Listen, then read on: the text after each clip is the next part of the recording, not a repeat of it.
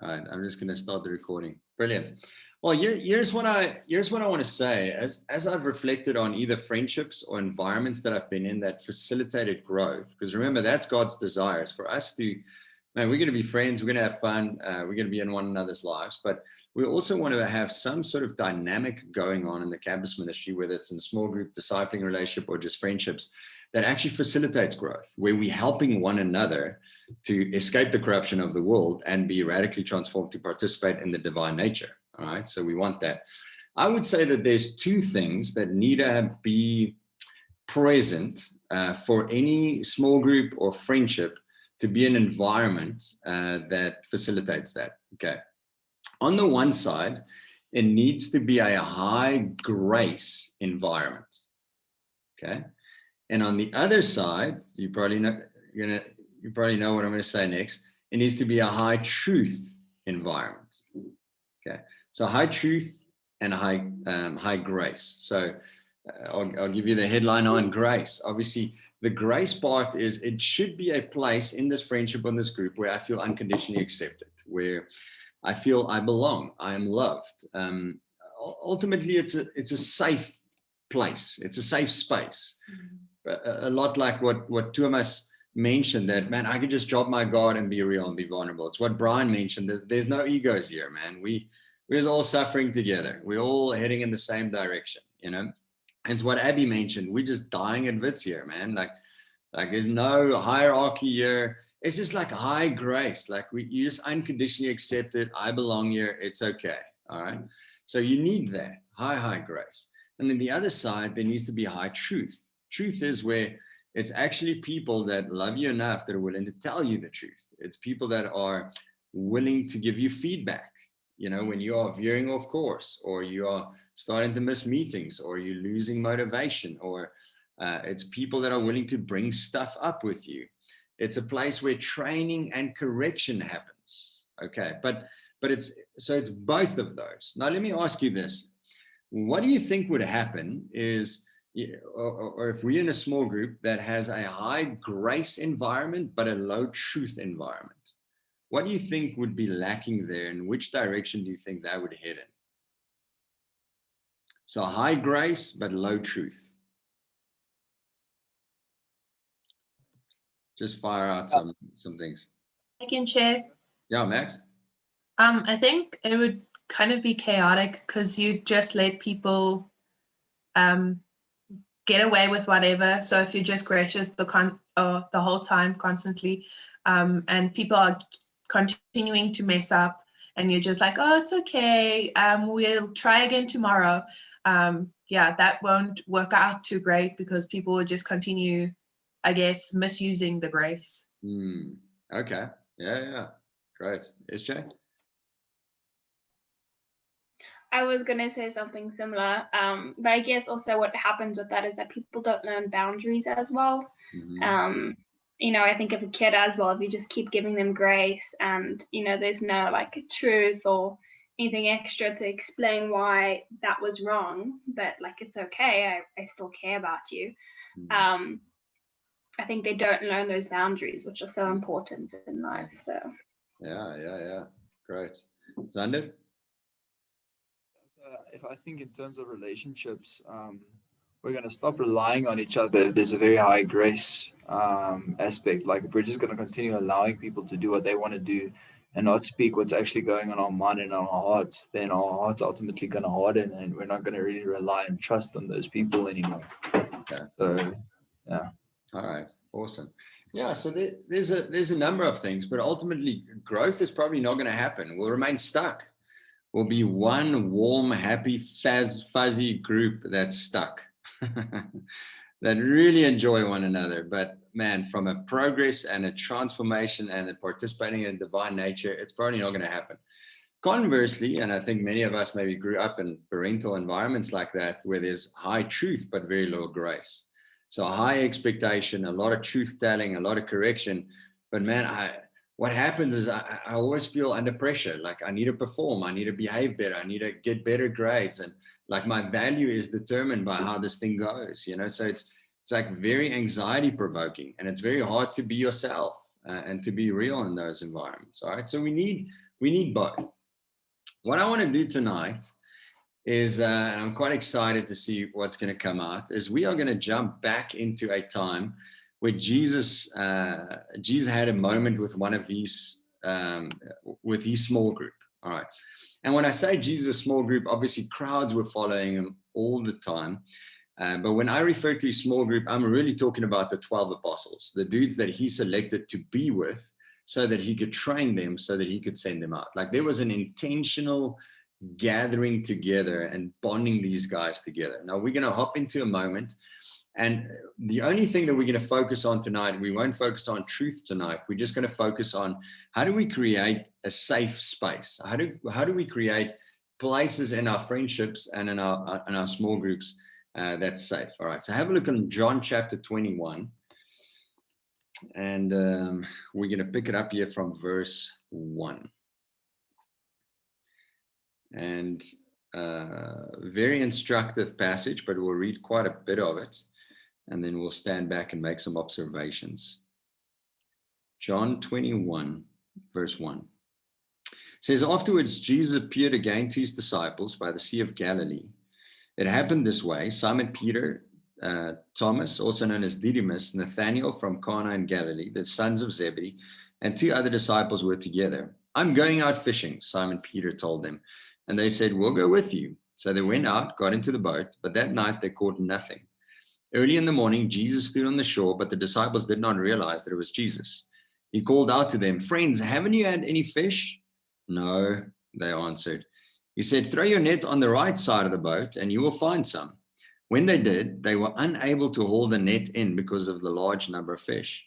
Then the disciple whom Jesus loved said to Peter, it is the Lord.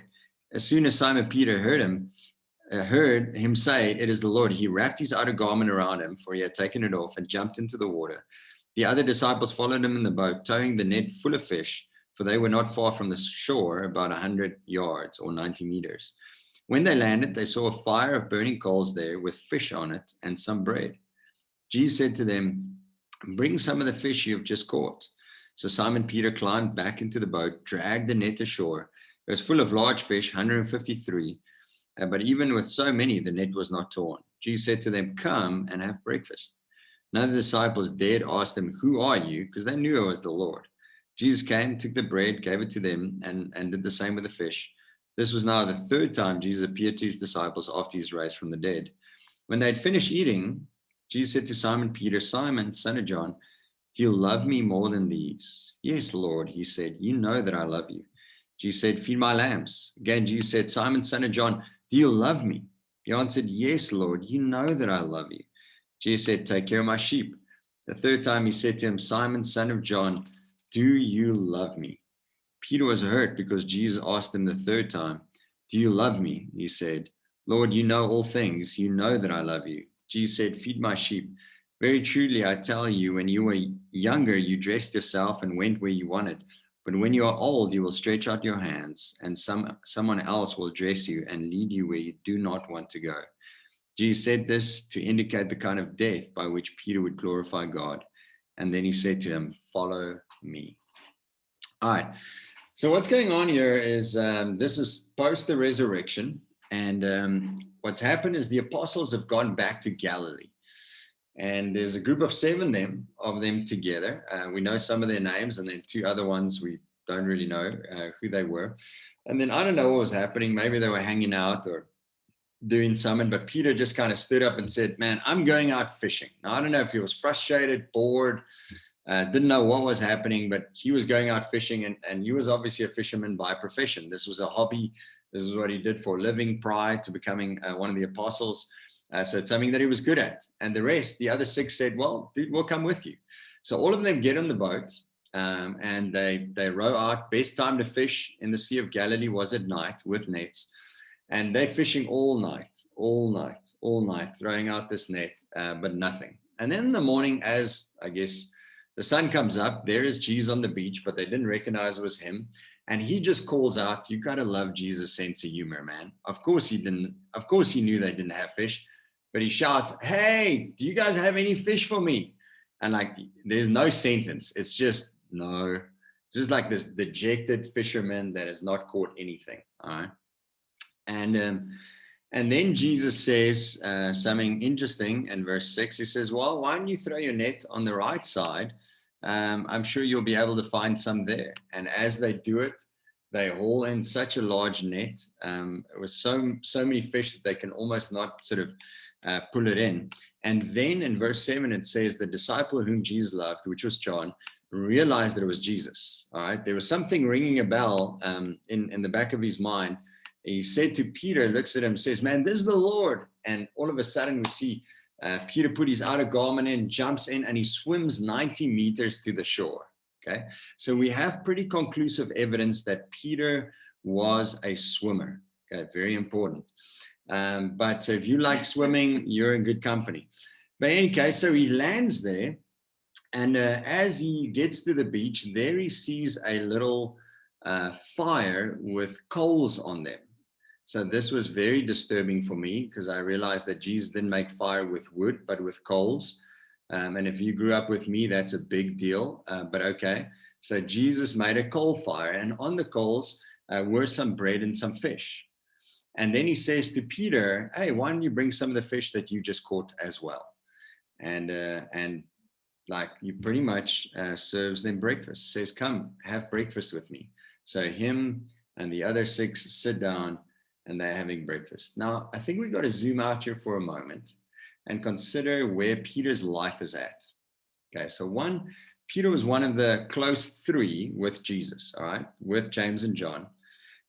He saw incredible things. He was part of the transfiguration. I mean, he was up on the mountain when Jesus was literally transformed before his very eyes and having fellowship with Moses and Elijah. I mean, that must have been radical. He literally heard a voice, God himself say, this is my son, listen to him.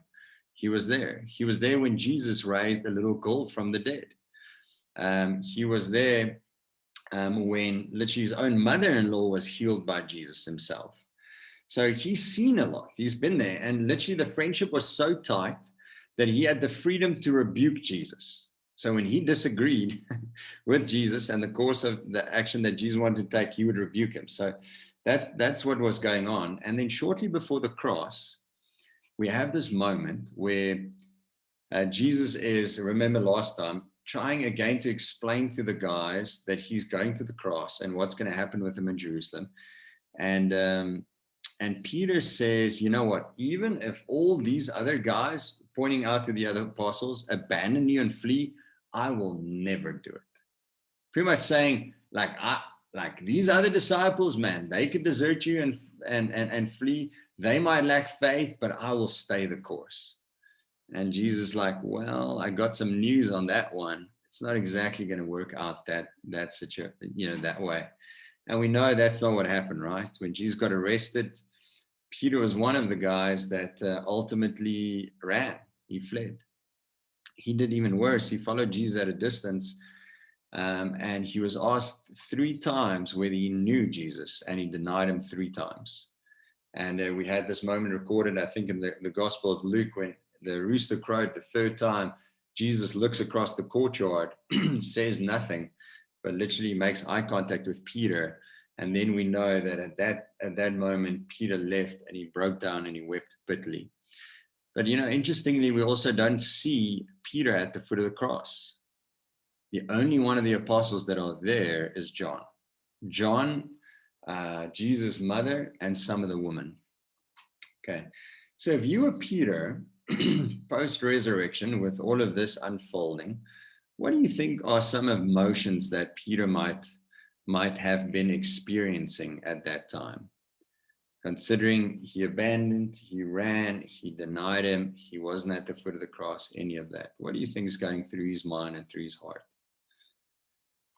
I don't know. If I was Peter, I know I'd be feeling super guilty because you didn't think you were going to see Jesus again, and then he was there, and that's probably why he jumped in the water, almost to like overcompensate. Yeah, absolutely. Yeah, very, very guilty. Yeah, for sure. Okay, what else?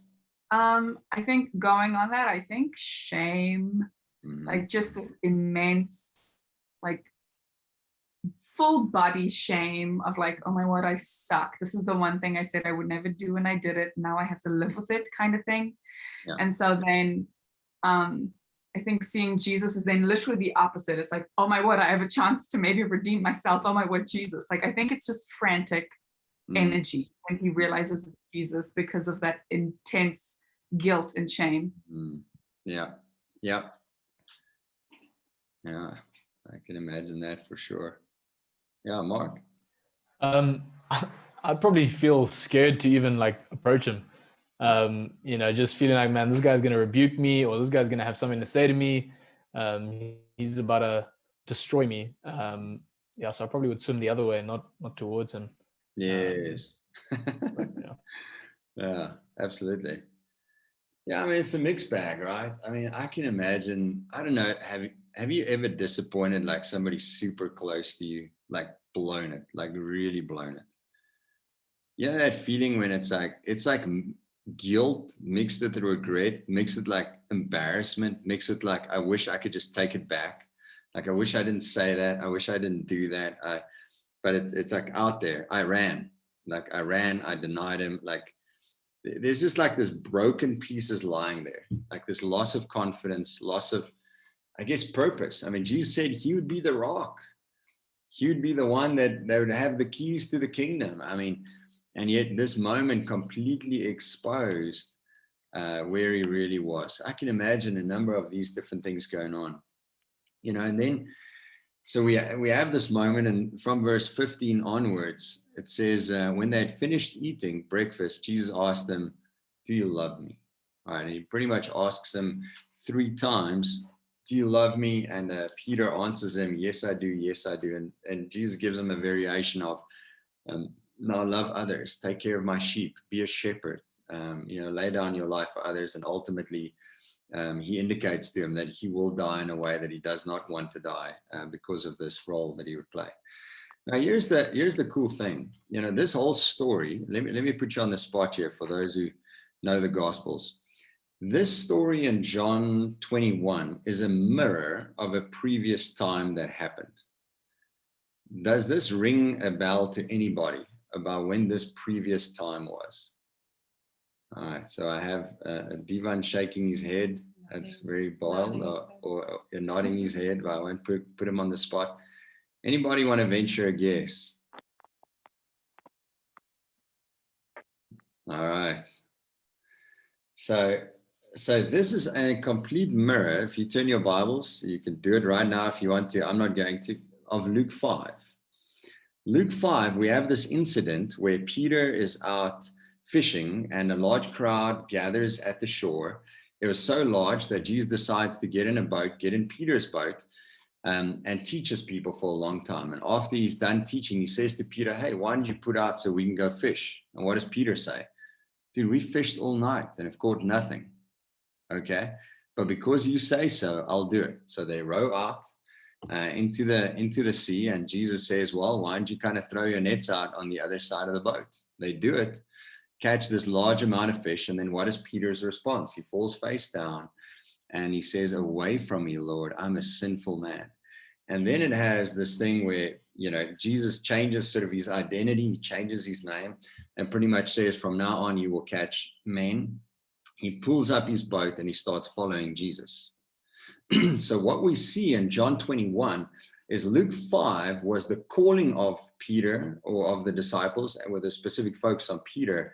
John 21 is the recalling of the disciples with a specific focus on Peter. Because if you notice it in verse 19, Jesus ends with exactly the same instruction. Follow me. Okay, so that's for the whole crew there, but very specifically for Peter as well. And then the other thing that we kind of see playing out here from verse 15 downwards is, how many times Peter denied Jesus. Okay, it was 3 times. So scholars and commentators actually call this the reversal of Peter's denial. So Jesus very intentionally walks Peter down that same road where he denied him 3 times, and Jesus asking him 3 times, do you love me?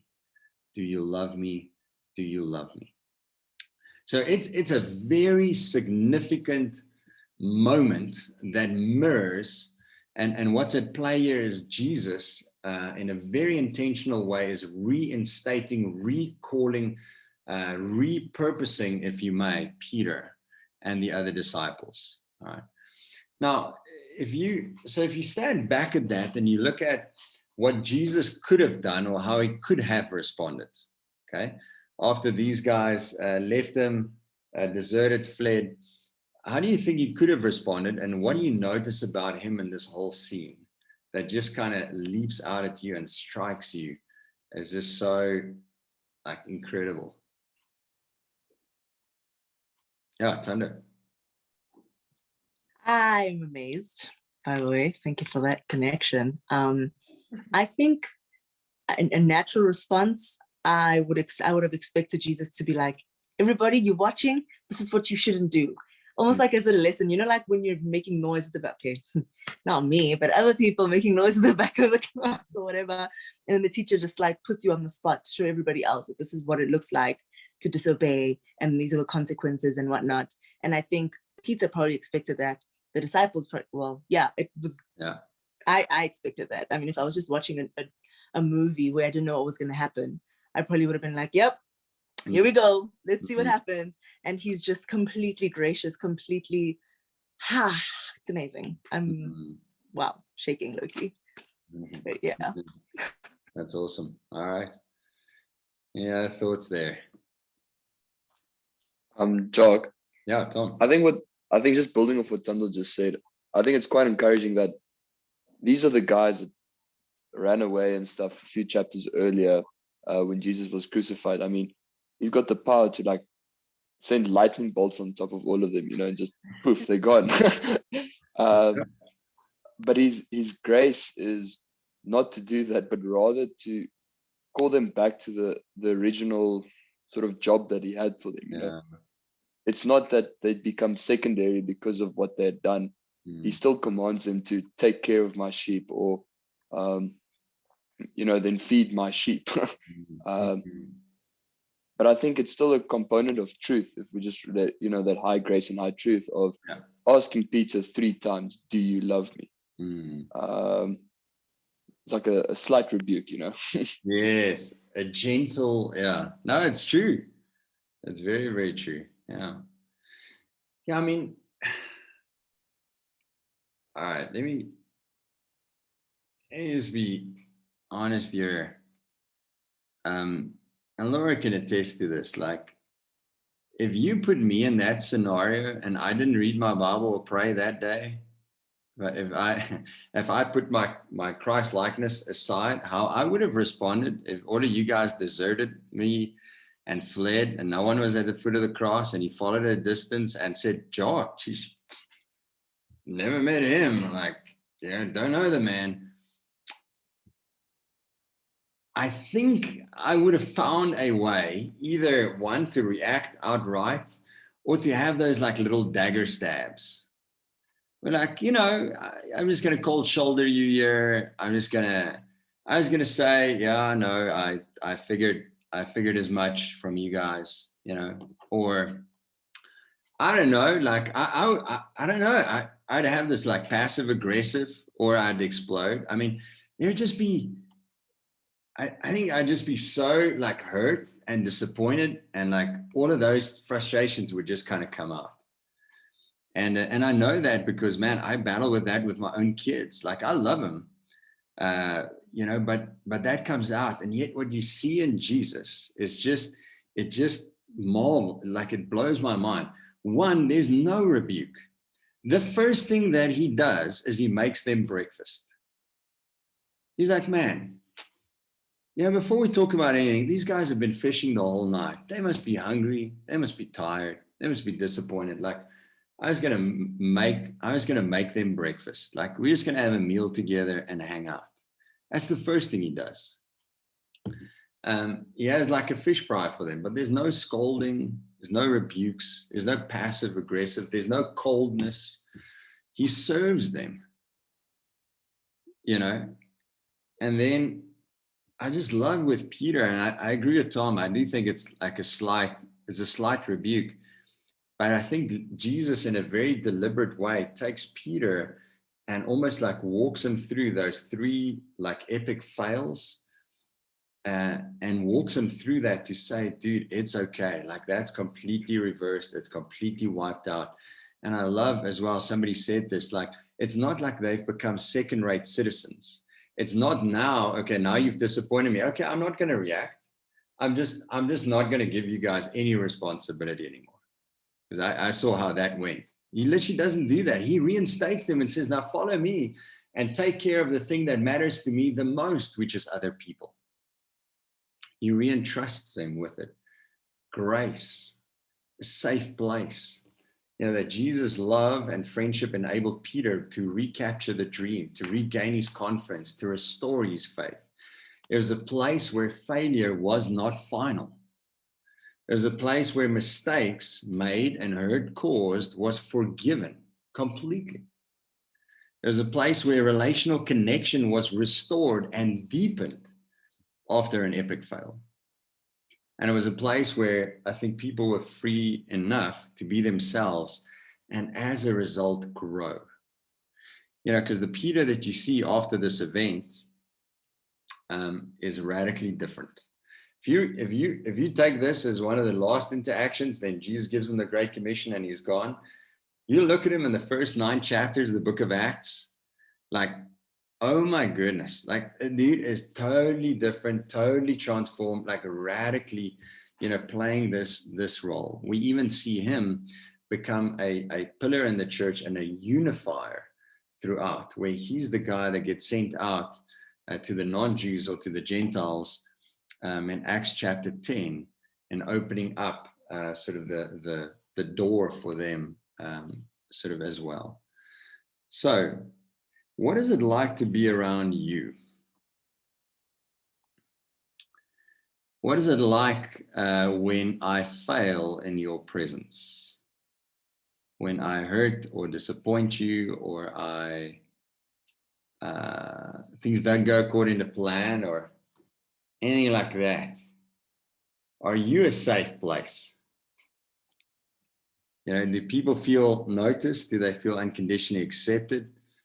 Do they feel like, you know, man, I know that there's going to be some truth here, and I need that, but man, you know, that person is just so quick to forgive and let go of things.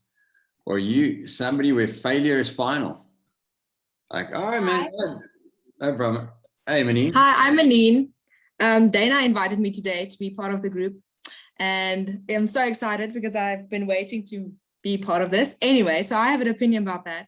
Yeah. I think when someone fails me and something happens and I'm disappointed, as a human being, I will probably cry in my pillow and try to write your name in my little black book or something and be so disappointed. And I think honestly, because Jesus forgives and he's so like built for forgiveness, I think as a human, it's impossible to gain that forgiveness instantly and to take that anger or disappointment or sadness and just push it into a place where, like, you know what, this is okay, I'm fine, I'm gonna forgive. It's gonna actually surprise them more by being kind than react in a way that humans react. So I think that's how I will try to figure it out. After a good cry session, I'll try to push it somewhere and be like, you know what, it's fine, Dana. So I'll just be kind to you and be like, you go, girl, don't do it again. Great. Love it, love it, love it. I would love to know if Dana is in the little black book. Maybe you write it and then scratch it out, write it, scratch it out. No, but I appreciate your honesty. You know, and I think we've got to face that. Like, just, man, do you get easily offended? Do you hang on to stuff? Like, are you a safe person? Yes, I don't know if that's like a word. Are you a safe person? Do you create safe spaces around you? Where, man, I'm not always going to react exactly right. Like, I'm not a robot that doesn't feel anything. But you're a safe place. Like, I know we're going to work through it. We're going to deepen as a result of it. And you're quick to forgive. All right. Must have been amazing to be part of Jesus' small group. And just to experience that level of grace and you know, and you could see how those guys were transformed. So how do we build this? Well, what I wanted to do is I asked some of the campus leaders to think about what is kind of like one thing that they would say that has helped them, all right, either in a small group that they've been in or a relationship that they've been in or something like that, that has helped them to create safe spaces around them. You know, so whether it's in a friendship circle, discipling relationship, or small group. So what we'll do is we're literally going to get them to machine gun through it. Each of them have 1 minute. I think Max is going to tee us off, and then we'll close out with this, and then we'll transition into it. So how do we build this? What do we do? What are some practicals that we can have? All right, Max, over to you. Cool. Thanks, Jacques. Thank you just for the whole lesson. It was really good. But yeah, I think something that really helped me was when I was in the UJ Bible talk, Pali, I was struggling to be open with something, and then Pali just said, listen, I think it's more important for you to look beautiful in front of God, even if you look ugly in front of people. So meaning you need to be vulnerable, or you need to be open about your sin, or about like what you're going through, regardless of how it would seem to Pali, but at least you're getting it out there and it's in the light, and Satan can't use it because it's in the light. Thanks, Max. I'll go next. So I think for me, I know that vulnerability can be really scary. I know that being open can be hard. My connection is not the greatest. I'm seeing some strange faces, so just please bear with me. But yeah, I think vulnerability can be really hard. And I think when people are open with me first, it kind of frees me up, and I feel like, man, this guy's in the same position as me. He's in the same boat as me. We're struggling with similar things, and I think that's something that I've tried to adopt with the group that I'm in. Is just I'm going to take that leap of faith to be vulnerable first, to try to create this safe space so that people can feel that, man, he's not going to judge me because he's just as messed up as I am. We literally are humans. We're sinners. And so I think, vulnerability breeds vulnerability. And I think that's really been something for me that's helped create a safe space for me. I'll go next.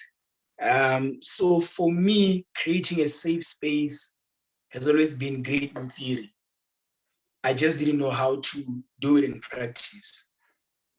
I think following up on someone is important in creating this safe space. So that means to follow up on what I shared last time, or what I'm currently struggling with.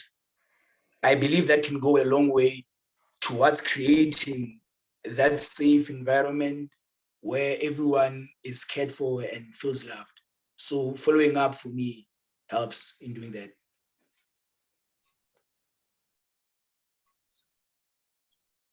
Cool, I can go. I think something that really helped me in just looking at safe spaces and creating them, and just different groups and stuff, is just learning to love the process as opposed to focusing on the end goal. I think a lot of the time, I know for myself and maybe for you guys, you can focus on that like really hype group, or be like, man, I'm so excited for us to be so connected and whatnot. And you focus so much on that, and then you just get like frustrated because it's not happening in the group or whatnot. And I think it's just kind of taking that step back and just being like, man, we need to respect one another, be patient with one another, just enjoy the time, and understand that sometimes people need time to get to where you want to be. So I think that, just learning to love the process as opposed to just focusing on the end goal. Well, I also will go, thanks, SJ. I hope everyone's doing well today. So yeah, I think usually in society, what I've learned is like when you share something that's close to our hearts or vulnerable to others about something, like it tends to end badly, like for us. Like people may use this information we gave them against us in an argument later on, or like speak to other people about this, and and turn them against us or make fun of us, like using this sensitive information. And I think, like Minen said, like this hurts so much, and it may cause us not to be open in the future and vulnerable in the future. But as brothers and sisters, like in Christ, we need to have each other's best interests at heart and create an environment where being open and vulnerable with one another is safe, and everybody can contribute without fear. Having said this, I think it is important that we know why it's good for us to know why it is important to be open and vulnerable with one another. Like Mark said, vulnerability breeds vulnerability, but vulnerability also breeds unity with one another. And the more vulnerable we are, the closer we become as a campus ministry. We also get closer to God in this process, because people pray for us and we get godly advice from people. And this unity and closeness is exactly what God wants. It's a key element of the early church that we are obviously striving to imitate. And yeah, like I said, it's what God wants for us and for our ministry. So yeah. Thanks, Brian. I'll go next.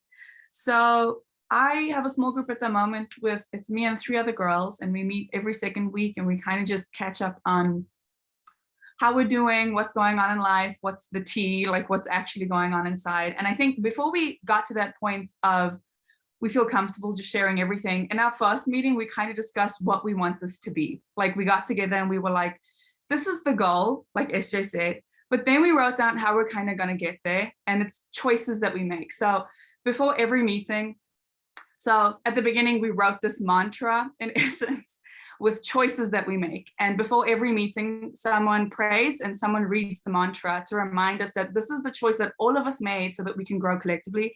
And I'm just going to read it for you guys. And it says, I will always choose vulnerability over pretense, support over judgment, accountability over people pleasing, love over all. And at the end, we say one for all and all for one. And that's just kind of helped to understand that we are in this together and we made these choices together. So all of us had input on, no, we want this to be in this, we want this to be in the mantra. And that's just created this really lovely space where there's no hierarchy, there's no, oh my word, this person is better than the other. It's just, we are in this together, one for all for one. And these are the choices we've made to get to where we want to be. Thanks, Abigail. My internet connection isn't the best, so if I lag a bit, I'm sorry. But I think what I've learned is that quality time with people creates a safe space. The more time I've spent with certain people, the more comfortable I get around them, and the more vulnerable I will be, the more, just deep connections we will build. I think there's a lot of guys on this call that I never knew, but spending more time with them, making time to go away with them, or just having a phone call or going to the gym with them, build deeper connections, build a place where I can trust them and they can trust me and they have my back. And in that sense, it creates a safe space. You don't always need to talk. You don't always need to do things or just be deep, but just actually being there with the person is a lot more than just sometimes saying something. So yeah, that's what I've learned. Divan, I'll go next. I think for me, creating a safe space, a mutually safe space, is making an effort to make sure that everyone feels important and valued, and like their experience matters and that their experience is seen. Because I know I feel like I'm safe when I feel like I matter, because generally where people matter is where they're taken care of. So yeah.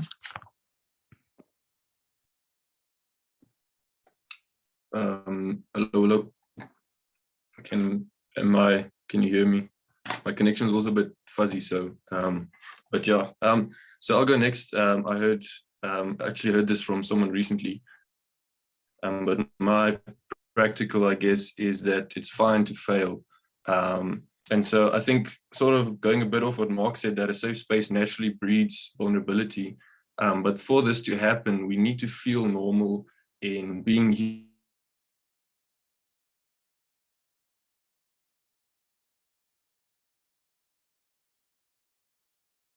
and we share our failures. Riku, brother, we are losing you there, my man.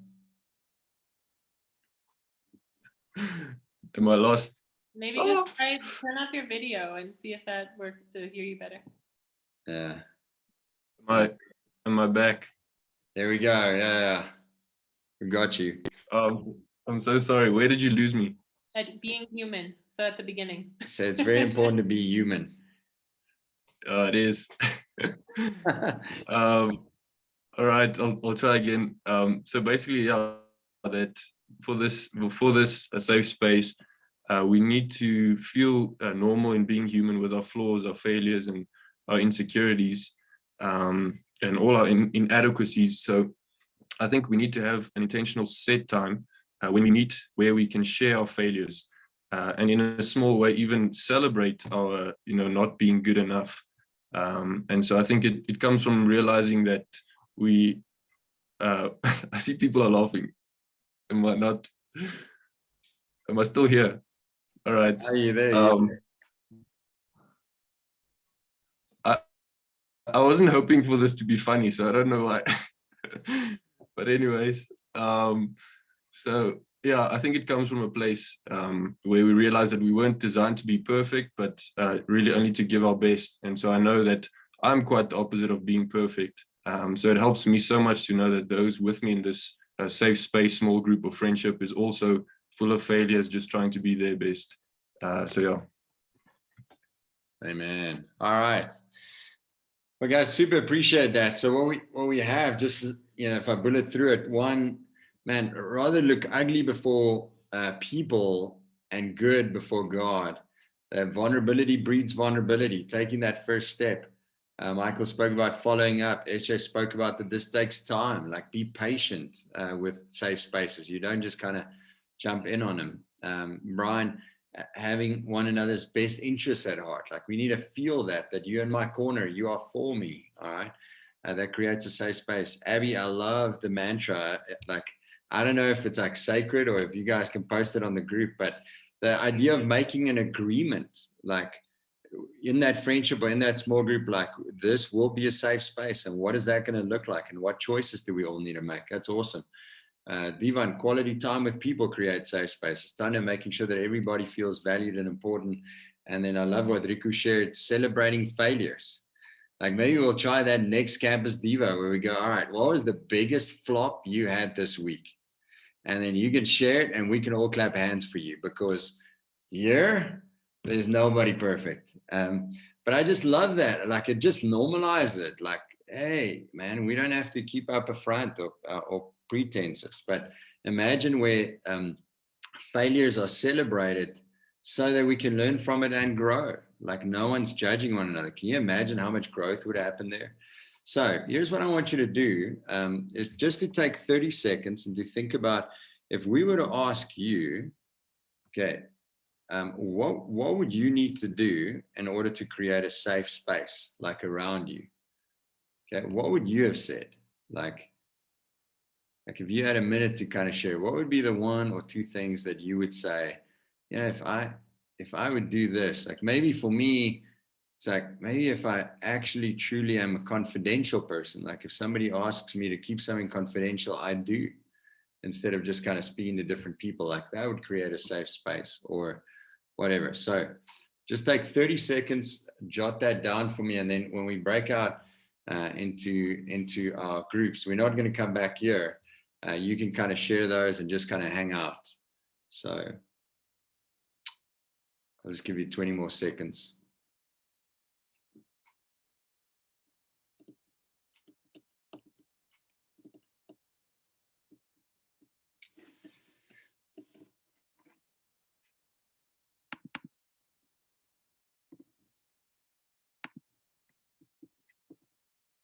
All right. Cool. So what we'll do now is I just want to close out with a incredibly exciting announcement, and then we're gonna break people up, break them out into different discussion rooms. You can spend some time talking about this. Maybe just like, man, what hit you from the lesson? What stood out for you? just this idea of like a high grace environment, a safe space environment. And we are going to unpack high truth. We will get there. We just wanted to spend good time on this as well. So look out for that. But, you know, we want to let you know that this coming Sunday, we'll have an opportunity to meet together for church. So we'll send out some details about that, where that's going to be, how that's going to work. It'll be sort of regular church time, if you may, at 10 a.m. So we'll let you know about that. And then the very exciting announcement that I wanted to share is we're gonna have an incredible event coming up the 7th of May, entitled "Can I Ask That?"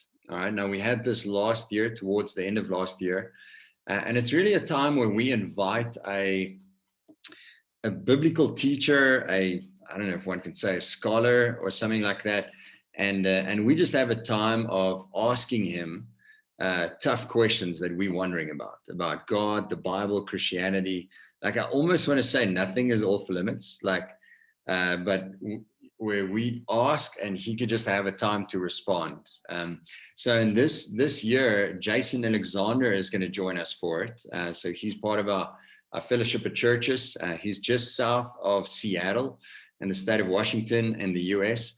Now, something interesting about Jason is he was actually tutored by Tim Mackey from the Bible Project.